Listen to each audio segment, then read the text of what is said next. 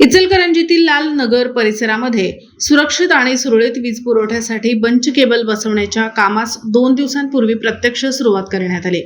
महापौर उदय आनंदा धातुंडे यांच्या विशेष प्रयत्न आणि सातत्यपूर्ण पाठपुराव्यामुळे हे काम मार्गी लागल्याने परिसरातील नागरिकांत समाधान व्यक्त होत आहे।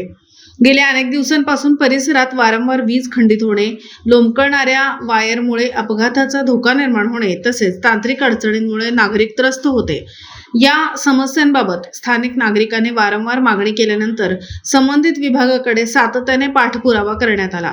त्यानंतर अखेर बंच केबल बसवण्याच्या कामाला सुरुवात झाली। या कामामुळे वीज पुरवठा अधिक सुरक्षित, सक्षम आणि सुरळीत होण्यास मदत होणार असून तांत्रिक बिघाडांचे प्रमाणही कमी होणार आहे। आधुनिक पद्धतीच्या बंच केबलमुळे परिसरातील वीज व्यवस्था अधिक मजबूत होणार असल्याची भावना नागरिकांनी व्यक्त केली। कामाला प्रारंभ झाल्यानंतर लाल नगर परिसरातील नागरिकांनी आनंद व्यक्त करत उदय धातुंडे यांचे आभार मानले।